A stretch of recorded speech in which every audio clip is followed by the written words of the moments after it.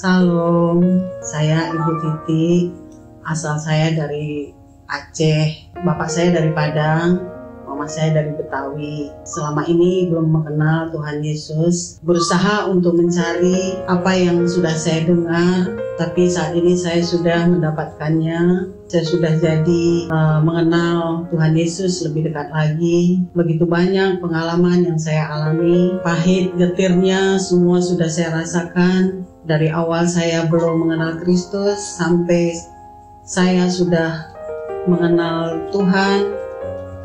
Pengalaman saya begitu luar biasa. Kasih Tuhan yang luar biasa untuk keluarga kami, untuk anak-anak kami, itu yang sudah saya dapatkan pada saat ini.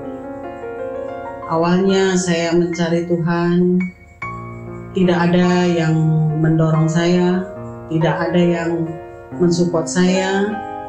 Saya mencari sendiri, saya mencari beberapa gereja, pertama ke HKBP, tapi belum begitu, saya tidak mengerti bahasa Batak. Yang kedua, saya pergi ke Okomene, disitulah saya baru membangun iman saya.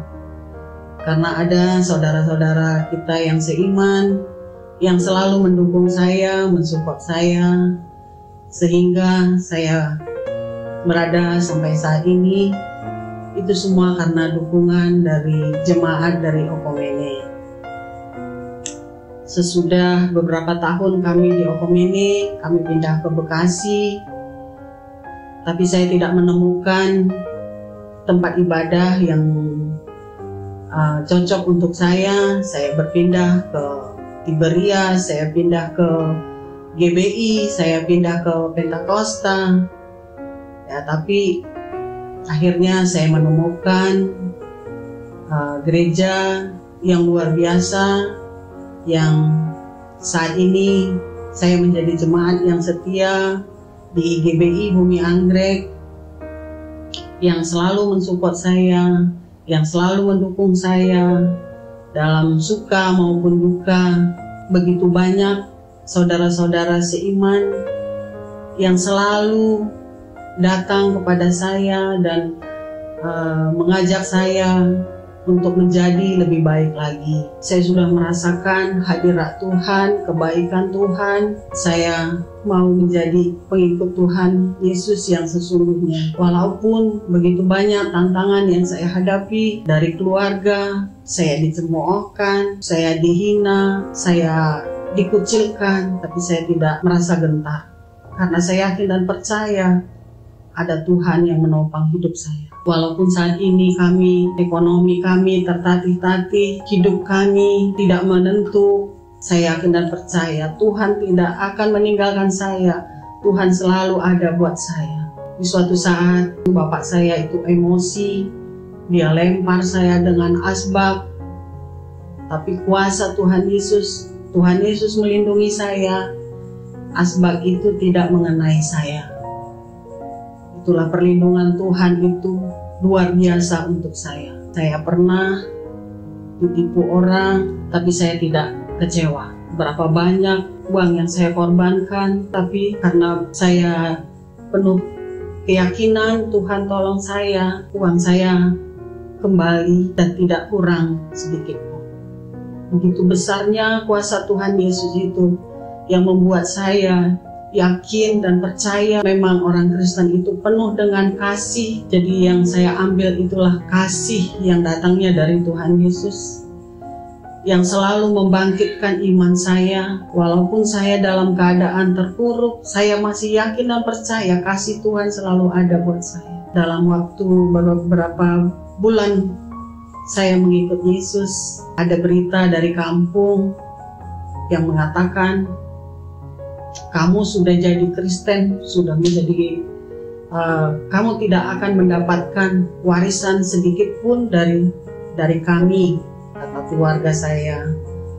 Cuman saya langsung menjawab, saya tidak berharap mendapatkan warisan, karena saya yakin dan percaya warisan saya akan diberikan oleh Tuhan Yesus. Itu kenyataannya. Beberapa bulan dari situ, harta yang akan dibagikan oleh orang tua saya hangus terbakar. Itulah kuasa Tuhan, yang memang Tuhan itu tidak mau melihat anaknya sedih, anaknya mengalami kesedihan yang begitu panjang. Tuhan turun tangan untuk keluarga saya. Apa yang ada di keluarga saya habis semuanya terbakar. Jadi saya percaya, yakin dan percaya, saya tidak akan takut berjalan bersama dengan Tuhan Yesus.